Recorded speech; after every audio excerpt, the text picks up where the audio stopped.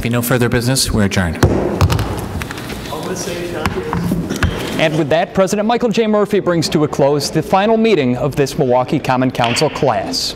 The council signed off on a plan that will designate part of 4th Street as a pedestrian mall adjacent to the new Milwaukee Bucks Arena. The space will be leased to the Bucks as part of their entertainment plaza, but allows the city to maintain its right-of-way.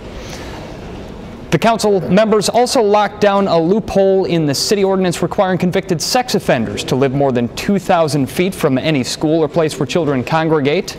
Members approved a couple pieces of legislation that would allow the city to comply with a state law that forces it to sell off any unused school buildings. The first approves a list of applicants who have been deemed as education operators. The second creates a committee for the purposes of reviewing purchase offers. And with a unanimous vote, the council gave its blessing to a new partnership with the Medical College of Wisconsin aimed at fighting back against the heroin epidemic. And finally, a few familiar faces from the Common Council floor will be riding off into the sunset after today's meeting. Alderman Joe Davis, Willie Wade, Robert Puente have a combined 38 years of experience on the council. Joining me now are those three aldermen. Alderman, thank you for joining me. I appreciate it. Good morning. Thanks for having me. First and foremost, you all came aboard right around the same time, about 12, 13 years ago. Two of you threw a special election, and then you all won election in 2004. In those 12 or 13 years, how have you guys watched the city change? Alderman Wade, you were the first one out of the pool, so to speak. We'll start with you. The biggest thing that I saw was the youth movement. When I came down here, you know, it was a lot of senior people down here. I asked for a Palm Pilot and a laptop, and they thought I was asking to be the king. I requested that people would email me, and they still wanted to do memos in the mailbox. So coming into the technology age was one of the biggest changes that I saw, and that came with the youth movement. And also, we went from 17 aldermen to 15 aldermen, which meant that we had to serve more people than before. And that was very interesting, how we had to shrink the body from within. So there were a couple of people who were running against each other, and I had to run against a fellow incumbent. So that was a major change. So those are some of the biggest changes that I've seen since I've been down here. Alderman Puente, your view from the 9th Aldermanic District. How has the city changed and shifted and really evolved in that time? Well, I want to expound on what Alderman Wade said. When I came in, I think diversity. When I came in, I was the only Hispanic on the council at that time, not the first one, but for 8 years I was the only alderman on Hispanic alderman on the council. I think the diversity has changed. I think the experience and background of the different members that came in, Joe Duzek, he brought in DPW, Alderman Davis with his experience on the county level, my experience from public safety. I thought that was one of the key things that made us successful in our tenure, is because of what we brought to the table, each and every one of us and our fellow members. It gave us different perspectives, different ways of looking things, different opinions, if you will. And at the end of the day, though, we all worked together for a common cause, and that was to make this city better. And I think we've accomplished that during our tenure. Alderman Davis, what have you seen change from your perspective? Well, I'm going to take it from two perspectives. As far as the city government was concerned, the council became a lot more stronger because the council actually worked as a legislative team to actually pass good ordinances and resolutions in order for us to tackle problems. But from the socio and economic standpoint, Milwaukee during the time actually experienced a significant decline. And we saw that violence was actually increasing. We saw that we had some issues with the Milwaukee Police Department, and it was a challenge in order to get people engaged in long-term economic development, family planning, or folks really taking a position on right and wrong. And the most important thing, the disparities that were really affecting the African American and Hispanic community. I think now as we take a look in 2004, as those things came about, and we take a look, I think we're heading in the right direction, but it's going to continue to take those open and candid discussions about how we solve those problems. We can't get offended about it because statistics will not lie. Now, all three of you fellas oversaw as aldermen what a lot of folks will tell you was one of the most challenging times for any municipality in decades, with the 2008 collapse of the housing market and the repercussions that that had on city government. And yet, as you pointed out, Alderman Wade, in your remarks, we've still got cranes in the air. And parts of the city are absolutely on the rebound right now. What did the council do right during your term to ensure that the recovery would be as robust as it is?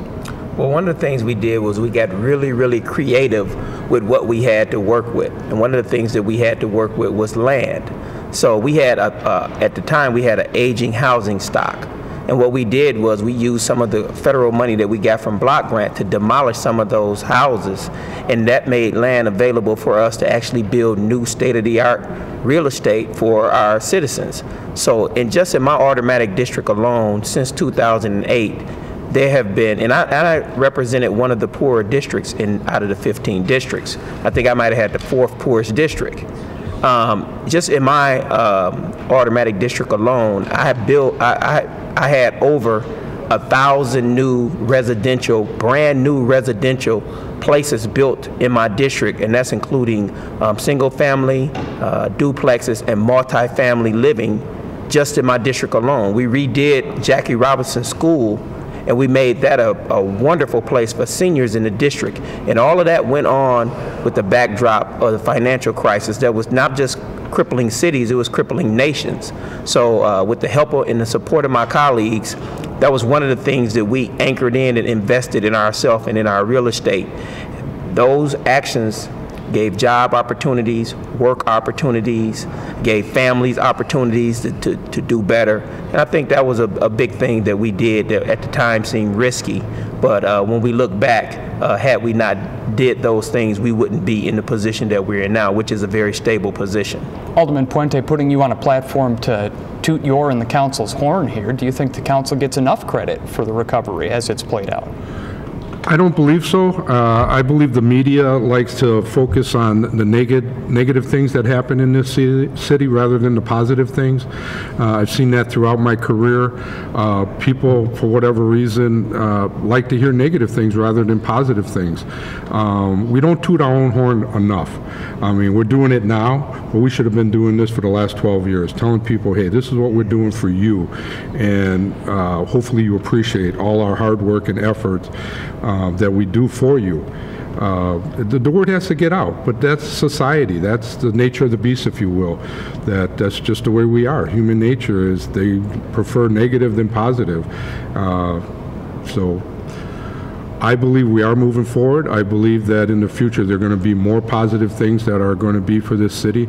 As you pointed out, and as Alderman Wade pointed out, all these things are happening, and you hear all these other cities that are, you know, actually going bankrupt during that time period that you said, and we prosper. Or at least we kept our head above water during those rough times. And I just see us doing greater things in the future because of the leadership that we have on this council, because we care not only about our own individual districts, but as a whole, we look at the city at large. Alderman Davis, you had a chance to oversee the start of the recovery in your role on the Community and Economic Development Committee. What did you see, and what did the city do right? Well, I think we were open with each other. We started talking about racism, and we started talking about injustices. Under the Norquist administration, those conversations never occurred. So we had robust discussions, not only at committee, but amongst ourselves. And we were able to actually quantify and research data that it was able to tell the story of the disparities here in the city of Milwaukee. Now, it's a painful discussion because no one wants to be told you're bad, right? But once we acknowledged it, we were able then to really target our resources in order for us to come to a productive way of actually addressing the situation. So one of the things that we really did that I'm proud of this council, we started going to the National League of Cities. When I first came on board, there was only one person, maybe two, Alderman D'Amato and maybe somebody else that went to the National League of Cities. If you fast forward, even through the economic crisis and the housing crisis in 2008 and 2009, our delegation was somewhere around 7, sometimes up to 10 members of this council that actually went out to the National League of Cities and actually occupied leadership positions. Why was that important? Because we didn't measure ourselves to ourselves. We were out there getting the best practices that other municipalities were doing, and we were able to come back, implement those, and actually offer legislation here in the city of Milwaukee based upon our data. So we did a lot of things right. And to the mayor's credit, he was able to work with the council when he knew that there was a good idea on the table. Instead of trying to destroy it, he worked with the council in order for us to get it passed, and he signed the legislation. So I think you saw a collaborative with the executive branch and the legislative branch working together to really address the data issue that we actually had here in the city of Milwaukee. That's important. Now, the three of you as aldermen, 12 other people out here on the Common Council floor, you guys spent a lot of time together over the past 12, 13 years. Right. You guys got to have some memories that you're going to take with you for a lifetime. What's going to stick out to you, Alderman Wade, about your time on the council as perhaps your fondest memory? You know, I really enjoyed my away from the council time with my colleagues. I really feel like they are my friends, and we spent quality time with each other, with our families. We've done things that had nothing to do with government. We've gotten into the hearts of each other, and I'll never be able to replace that in the way I move forward. It was like having some extra brothers and sisters, and not only that, they were there to humble me when I needed to be humbled. They were there to make sure that I worked hard and stayed persistent when I faced failure or things that weren't popular. And they gave me the encouragement and the support that I needed to feel confident and strong in the things that I needed to get done for the 7th District constituents. So I mean, the brotherhood of it, and sisterhood too. You know, I was here with Marlene Johnson, I was here with Sue Breyer, I was here with Alderwoman Coggs, are the 3 ladies that I served with. And just the whole family camaraderie piece of it was just amazing, and I miss that already. Alderman Puente, out of the 3 here, you perhaps have the starkest understanding of a band of brothers and sisters from your time as a member of the Milwaukee Police Department. How does the support network and the camaraderie of the Common Council stack up with that? No comment. There are some things best left unsaid, but no, seriously, obviously it's a little different than working on the streets in that. I mean, a little more life and death situation there, even though there were times on the council it felt like it was life and death. But what I think the most memorable things working with these gentlemen to my left and right and the other members is the information that we shared. Again, going back to our different backgrounds, I remember if I had questions about DPW, I would go to Alderman Joe Dudzik. If I had county issues, I'd go to Alderman Davis or Alderman Zielinski. There was just a pool of knowledge and experience, life experience, that you could tap into, and I found that the most resourceful thing for me as a council member. Mm-hmm. Alderman Davis, your fondest memory? Hey, you know, the walk in the halls downstairs. I mean, here is basically the face of the council, but where the real work gets done is downstairs. You know, it's in the offices, and going into an office and sharing the information that you have in order for you to put good legislation together. And I enjoyed times when I had to walk into someone's office or they came into my office and we had that heart-to-heart dialogue. Because at the end of the day, you know, when you're in government, we serve not for ourselves. I mean, everybody who ran for public office, we ran because we wanted to make a difference. And sometimes that means taking a position that's not popular.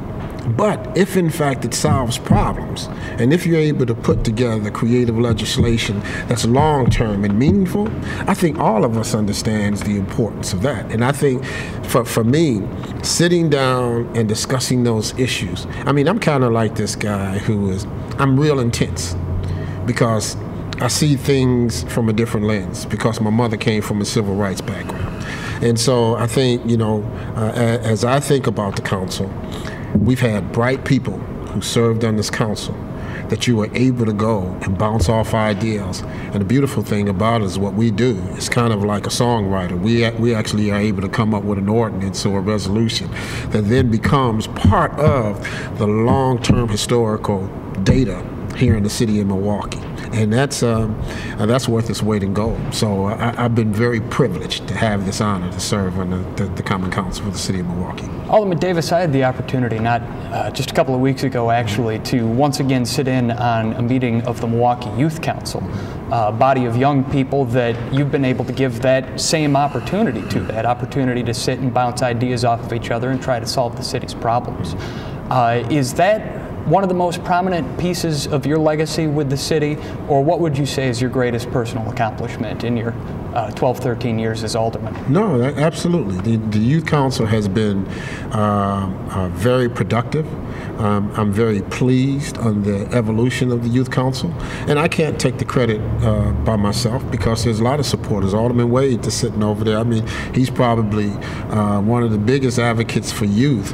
I ain't going to take a second seat by him. I mean, I'm the first one. You can be second, all right? It would be a wrestling match. But, you know, it's those type of things where I say that we were able to create good legislation that impacts the city of Milwaukee long term. You know, some of the things that we've done with CDBG that we've never done before, and we've seen immeasurable impacts on that issue. And then finally, I mean, we all know here in the city of Milwaukee, there's, once again, I said this before, disparity in African American males, mass incarceration, and all those other things. I think creating the Black Male Achievement Advisory Council is one of my proudest moments here, because regardless of how painful it is to talk about the negative statistics, we have to talk about it. And then those guys that are out there that's going to be impacted by the infrastructure that not only we created, but also the leadership of the mayor and Alderman Hamilton, I think it's going to bear some fruit. So I'm very proud of some of the things we've done here. Alderman Puente, you've got a very unique district out of your council members. It's perhaps more unlike any of the other parts of the city than any other. You've dealt with repurposing big box stores on the north side. You've brought a public safety perspective like no other to your time in the council. What would you say is your greatest personal accomplishment? Yeah, filling those big boxes up, you know, the Sam's Club got taken over right away from ETE, the old Menards on 76th Street. The only second indoor bicycle place you can go in the United States of America at that time. The old Steins, we filled that in. All these other places that, again, as you alluded to later, we don't get credit for because they don't see it, they don't hear it. They only hear when they go out. That's when you get the media attention. This place moved out, but they don't see that it got filled again. We're looking currently right now at the Sam's Club on 76th Street. We already have somebody purchasing that, bringing in light industrial in there. And that's the other thing, to change people's perspective. Unfortunately, retail in that is not happening up where the old Northridge was. We did a Northwest Comprehensive Plan, and we have to look at bringing jobs, light industrial area in that area, because it's just not working. We tried. We have to move on. We got to get over it and move forward with light industrial and jobs. That's what we need in this city, is jobs. And that's what I tried to do during my tenure here. Direct Supply is a great example of that. You look at the intersection of 76th and Good Hope, and over the 12 years, how that built up over there. There are a lot of great accomplishments during my tenure that, looking back, people will say, oh yeah, he did that. Mm-hmm. So. Alderman Wade, were you for real about that story about Transformers out at Century City? Yes. They were actually looking to shoot the movie out there and call that Russia. They was going to change the signs and make that into Chernobyl to shoot a fight scene. And the only reason why they didn't do it because we weren't able to get the asbestos removed in enough time for them to be making it scurry around. And that's why they didn't shoot the scene. They shot part of it at the Calatrava downtown. But yeah, that was the deal. Yep. Century City, obviously a hugely significant achievement for you out on the north side there. And it's night and day if you drive past there now versus what it was 8-10 years ago. What does it mean to you to be able to drive past that and say, you know what, I did that? Well, you know, people said I was crazy. People said that the city wouldn't invest money in that neighborhood. People said that the amount of remediation that had to go on to get that site prepared to actually have development there was too costly. And, you know, they were right. But I had friends, I had allies, I had the state government under Governor Doyle. I had a lot of support from the federal level, from Congresswoman Moore, Senator Herb Kohl. Thank God for earmarks, because a lot of the remediation that went on came from earmarks that I got from my friends at the federal level. And then from the state level, Antonio O'Reilly and his help from WIDA. Good friend of mine, we went to high school together. And being able to have those candid type conversations with people that you know and trust allowed us to get resources in. And once we got the resources in and got it remediated, that made it possible. But the biggest domino to fall was the Harley-Davidson Museum and Restaurant going on the river, because that gave us the opportunity to build the brand new state-of-the-art Department of Public Works headquarters on the old tower site. So that was a $25 million infusion right there, and we've already paid for it because we were spending close to $10 million a year on maintenance on our old facilities. So we saved that $10 million, and now we have a state-of-the-art facility, and all that going on made it possible for Century City to look the way it looks right now.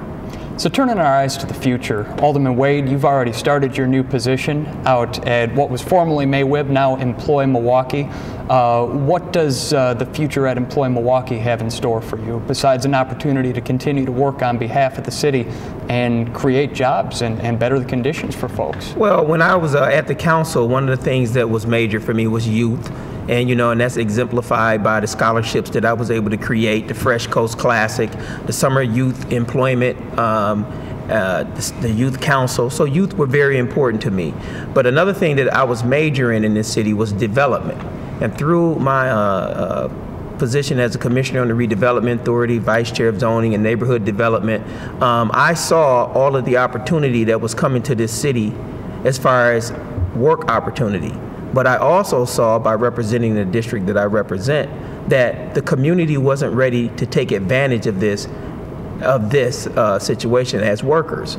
So I saw a good chance for me to go over to workforce, because workforce is the key.